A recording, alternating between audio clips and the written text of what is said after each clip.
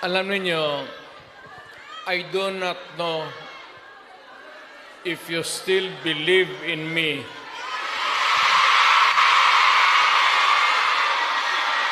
Pero nakatingin ako sa inyo. Ano ko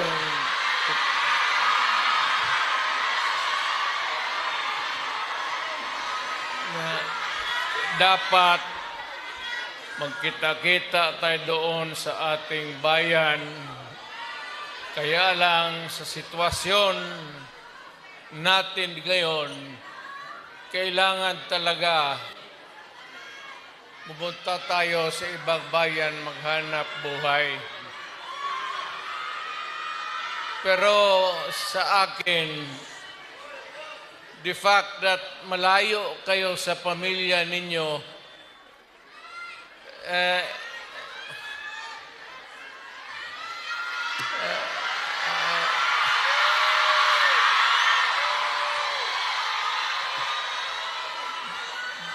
dama ko yung lungkot at alam ko yan. Kasi ganoon rin ako noon. Almost 3 years sa labas ako nagtatrabaho. Well, nagtitraining para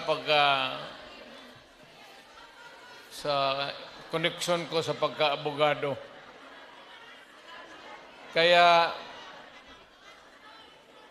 OFW, yan ang pinakamasarap na magkikinig ako. OFW, mabuhay kayong lahat.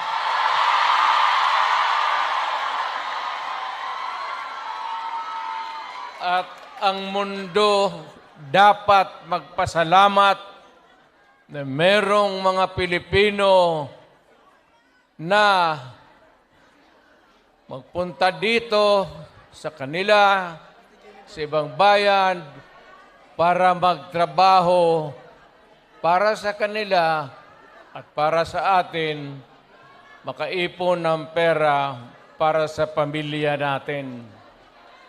Kasi, well, you know,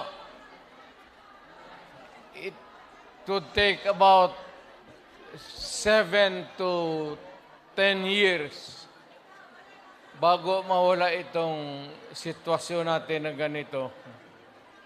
But in the meantime, that we are not really ready economically to provide opportunities na trabaho para sa lahat, then I said, napipilitan tayo dito maghanap ng trabaho para sa ating mga pamilya. Kaya ako ngayon dito, this is not the first time that I have kaharap ko kayo. Tanggapin na lang natin kung ano ang nasa palad natin at magdasal tayo na yung pagod ninyo ngayon dito ang makinabang ang mga pamilya ninyo at ang mga anak ninyo. Mabuhay kayong OFW. Kaya yung lahat ng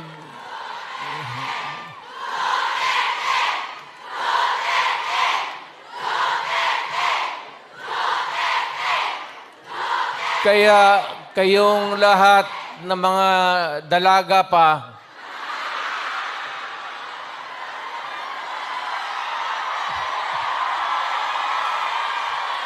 ilan ba kayo? Matagal pa naman ako dito, 1 buwan pa. Pakasalan ko kayong lahat para lumigaya kayo. at magkaroon ako ng maraming pera.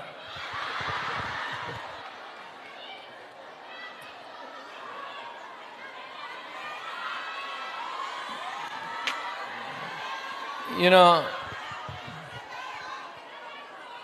hindi lang ito sa sabihin ninyo. Hindi ako nagbubula, ha?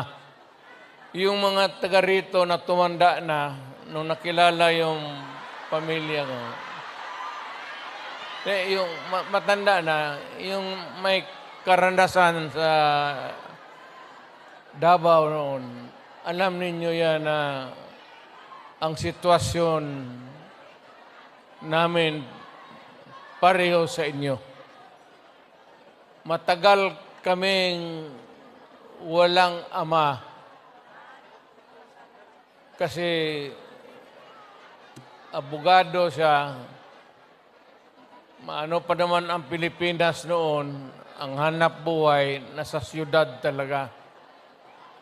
Ang abogado walang silbi dyan pag sa barangay. So, ganun na-experience namin ako, na ang tatay ko, iniwan kami sa lolo pati lula ko, at ang tatay ko nagtrabaho sa labas. Ganon, sa labas ng probinsya. So, damang-dama ko talaga yung buhay ninyo. Huwag na yung kalungkutan. Huwag na yung, kasi that's reality. Ginusto man natin sa hindi, kailangan talaga maghanap buhay. So, huwag na masyado yung mga sentimental na ano. Basta dito, punta tayo dito, nagtrabaho. At nandito kami, pinsan, napasyal ako, kasama ko ang anak ko. Saan ba si...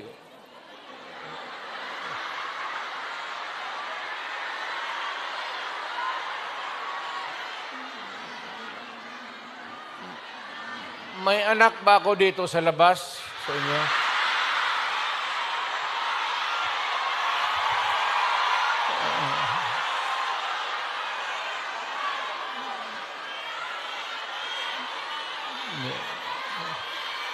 Sobra naman yung 5. Pagkaalam ko, 2.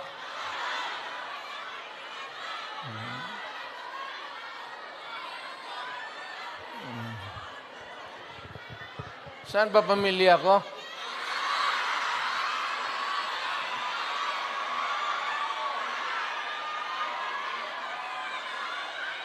Wala pa, sir. Wala pa. Wala pa. Si Inday na nakausap, okay na. Ang importante dyan si Inday kasi Inday yung politiko eh. So, mabutit naman. So, anong pag-usapan natin? May pera kayo ibigay? Basket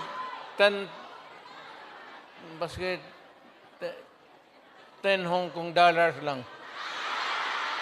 Marang makin ako kitain dito.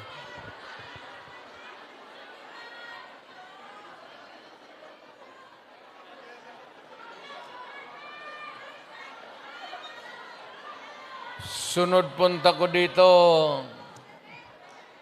magministro na ako. Kasi pagtapos ng usapan natin, give, kayo lahat. Well, ang problema natin sa Pilipinas ngayon, hindi na kasing bigat noon. You know, you'll have to be patient with government. It is not at all times maganda. Minsan, ang gobyerno may kapalpakan.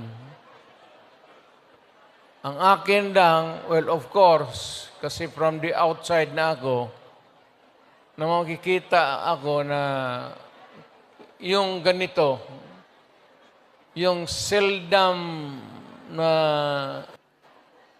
tinitignan ng tao, ng Kongreso, na masilip lang man kayo kung ano ang kailangan, not only dito sa Hong Kong, but all over the world, Filipinos who work there because they have to. So, ang akin, nagpapasalamat ako, ang una-una, yung tulong ninyo sa economy ng bayan. At second, yung social order. Yung problema na yung mga anak natin makapag-aral ng husto. Kaya naman ako nakita ninyo na patong-patong ang kaso ko. Sa totoo lang, baka ang balita ko, may warrant daw ako pag... Hindi, totoo. Yung sa ICC or something. Matagal na akong hinahabol ng mga putang ina.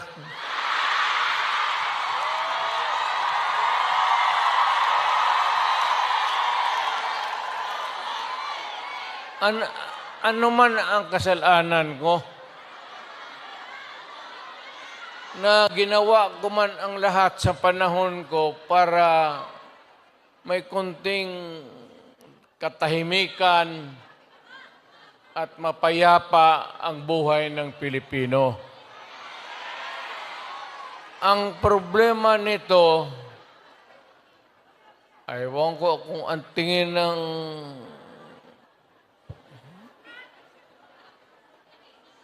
ako'y raw yung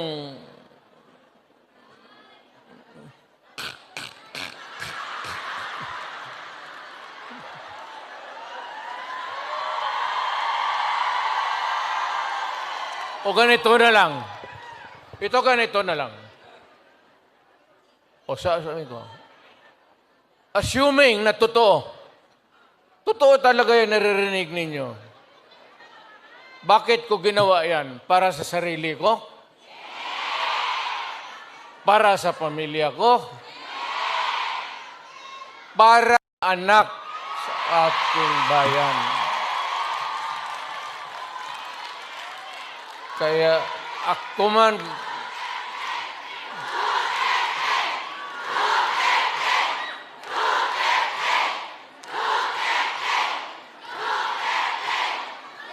ang higiin ko na lang sa inyo, total, kung ganito man talaga ang swerte ko sa buhay, okay lang, tatanggapin ko yan. Wala tayong magawa hulihin tayo kung ikulong tayo. Kaya lang, meantime, mag-contribute kayo, baski $5, $10, para paglabas ko sa presuhan, pagawaan ninyo akong monumento katabi ni Rizal. Si Rizal may hawak na libro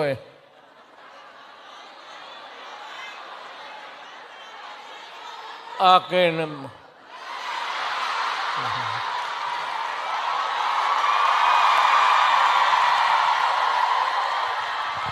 Kaya bakit? Tumahimik ba ang bayan natin kung Pilipinos, hold up dito, hold up. Wala nang ginawa ko ini. Tayo mga ayaw ng gulo, napipilitan tayo to confront evil because nandyan sa harap natin. Sino ba naman gustong pumatay? putang inang yan. Ano? Bakit ako why would I waste my time? Binila, pumapatayan si Duterte, lumalabas ng gabi, ganon. Anso, sino ba naman gusto maging security guard? Na ang kinuha ko, law. So, but, siguro sa trabaho, saka sa, alam mo sa gabi, diyan rin lumalabas yung mga masasamang tao. At diyan rin lumalabas yung nakakatakot na magandang babae sa buong bayan.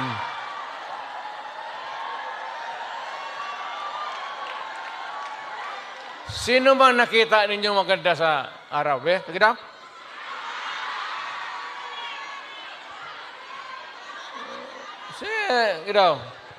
Sa araw. Yung nagtatrabaho, patay, nagkita ng basket, na mamalinggi. Pero pagkagabi, makita mo, lumalabas, mga anghel, gising na. Ang mga demonyong putang inatulog na.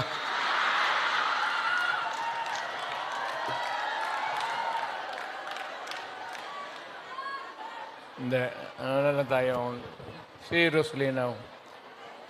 No, our country is not yet that well off. I'm very sorry na nakikita tayo dito at kayong napunta dito sa loob kasi sa labas, mga Pilipino rin naghihintay doon. So, sino may-ari itong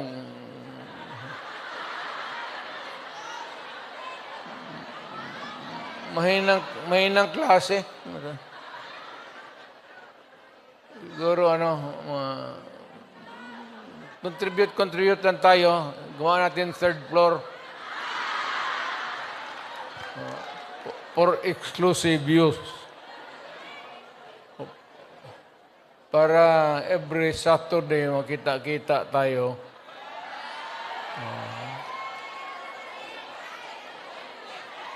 Ano na. Maraming mag-uwi dyan, buntis na. Yung mga dalaga.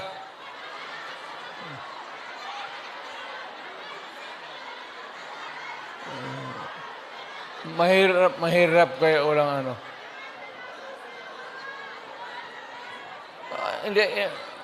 Hindi ako mag-survive ng buhay na walang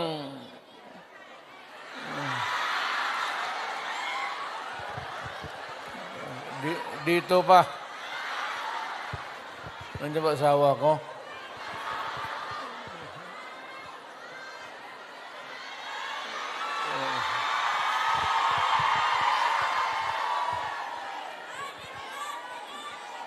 Well, you know, ganito yan. We were not really ordered, but maybe it was a form of an order. But ang dumating sa atin ay request from the Hong Kong authorities that we avoid talking about politics. Ako wala naman akong no plans to talk about politics. It's too early. I will talk about it sa Pilipinas. Doon na lang kayo makinig. I'm not trying to na kayo you vote for I leave it up to you to decide for your own kung ano talaga ang mabuti para sa bayan. Pero kung ano kayo, if you have to listen to some advice, maybe you can consider the advice ng former president. An advice that is only good for the country. I am not talking about any candidate, but the interest of the Philippines. So, but mayroon akong mga kaibigan na nandito. Grupo kami dumating. I happen to promise my... Sana nga yung... Wala pang asawa ko.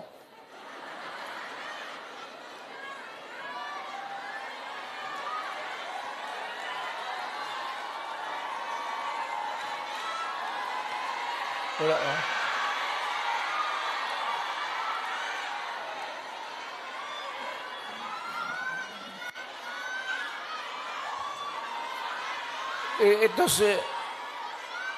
Ito si Hanelet kasi, ang asawa ko, overseas worker niya. Yung asawa ko ngayon, yung una kong asawa, wag na yun. Kay nanay ni Inda yun, medyo problema tayo. Alam mo yung nanay ba ni Inday? Tisayan. Tapos, nakita ko yan sa aeroplano, stewardess eh. So, pag hinanap ko kung saan yung bahay. Doon sa Monteverde, doon sa Davao, pasok ako sa mga bahay-bahay doon, nakita ko ang gaga. Nagalaba. Sabi ko, puta maganda ito ah. Tapos sa hagdanan ako sa kabilang, sabi ko, Miss, labandera ka?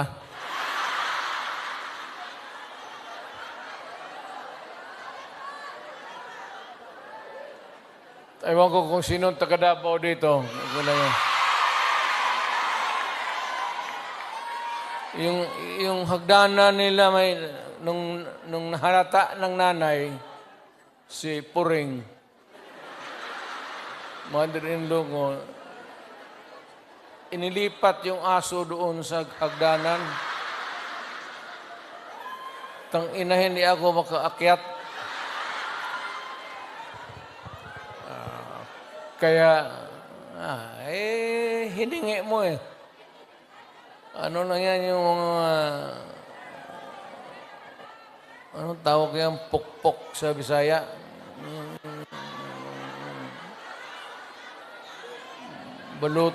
Balutin mo ng karne, tapon mo doon.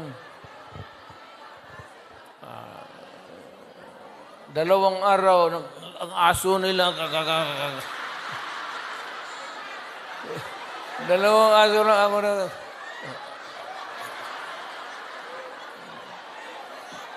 Tangina mo. Nung namatay, kasi yung nanay ni Elizabeth may pwesto sa bangkiruhan. Mga damit. Kaya, yun. Ito naman si Elizabeth. Mahaba ng istorya. Pero basta tinanan ko. Dinala ko sa Digos. Kasi nung na high school ako, nag-abot ako ng Digos. 7 years ako sa high school eh. May graduate school na doon. Umabot talaga ako ng Digos, putang ina. Doon ako nag-graduate.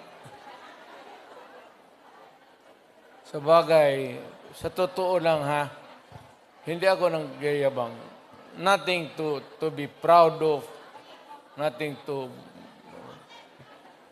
Alam ba ninyo, ang presidente ninyo, 7 years high school. Taga-Davao, alam. Tignan mo ako, sinong mahusay sa lahat?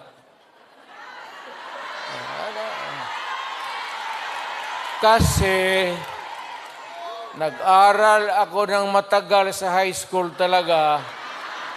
Tinapos ko ng 7 years para ma-master ko yung buhay.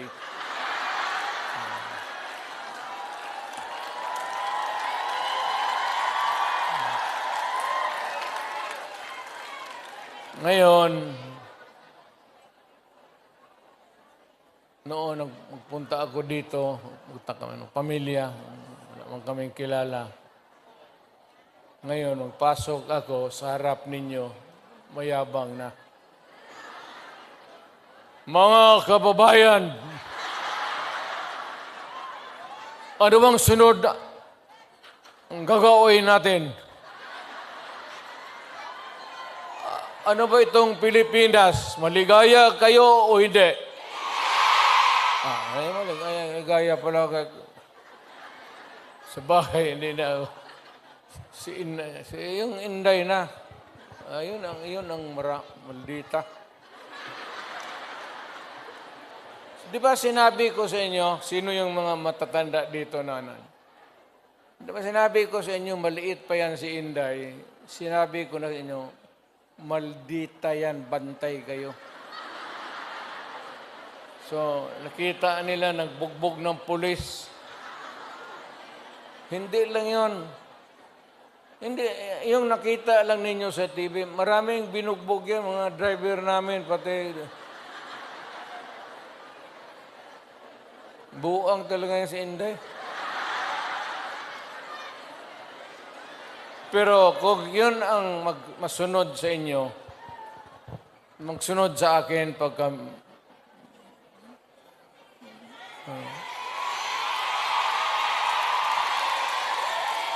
maswerte kayo kung yan ang magsunod sa akin. Kasi malapit na tayo talaga sa gira. Mamili kayo ng kalaban. Hindi, ano yan si Inday?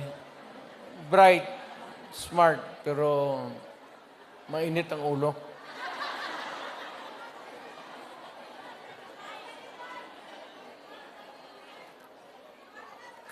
Hindi na ako magtagal kasi ang pinunta namin dito, magpakilala naman. Sabihin ko lang yung mga pangalan, tandaan lang ninyo.